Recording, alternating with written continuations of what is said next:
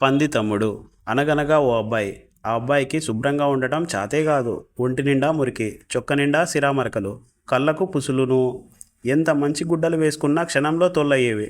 సరిగా మొహం కడుక్కోడు, నీళ్లు అసలే పోసుకోడు. ఒకరోజు వాడి గదిలోకి ఒక దేవత వచ్చింది.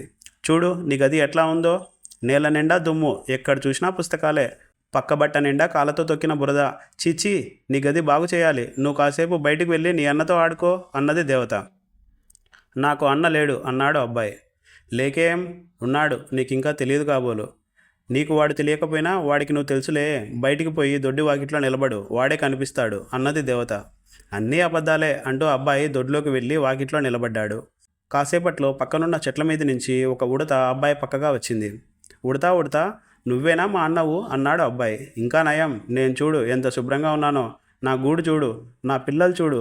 మేము నీ మాదిరిగా మురికి సహించం అని ఉడత చెంగున ఎగిరిపోయింది.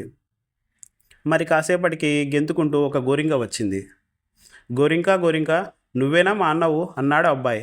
నాకేం కర్మ కాలింది నాయనా, నేను చూడు నిక్షేపంలాగున్నాను. నా ఒంటి మీద ఎక్కడన్నా ఒక్క నెరసు మట్టి చూపగలవు అంటూ కోపంగా ఎగిరిపోయింది గోరింక. ఇంకాసేపటికి అక్కడికి ఒక పిల్లి వచ్చింది. పిల్లి పిల్లి, నువ్వేనా మా అన్నవు అన్నాడు అబ్బాయి. చాలే, మంచి మాటగాడవు. ఉదయం లేచి ఇప్పటికే 6 సార్లు ఒళ్ళంతా శుభ్రం చేసుకున్నాను. నువ్వు నా తమ్ముడు అంటే ఎవరైనా నవ్విపోతారు అంటూ పిల్లి తోక ఆడించుకుంటూ తన దారిన పోయింది. ఆ తరువాత దొడ్డివాకిలి ముందుగా ఒక పంది పోతూ ఉంది. దాని ఒంటి నిండా చేతి మందాన బురద అట్టకట్టి ఉన్నది.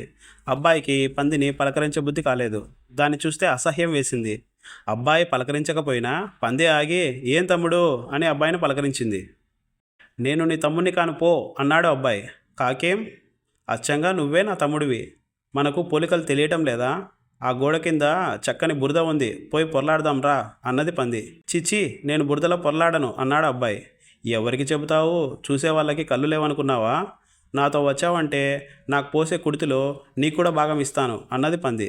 నాకు కుడితి వద్దు అంటూ అబ్బాయి ఏడవసాగాడు.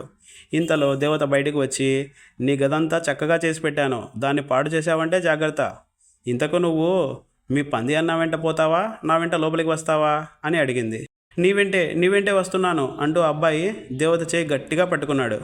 వెళ్ళు, కుడితి నాకే ఆదా అని గోండ్రిస్తూ పంది వెళ్ళిపోయింది.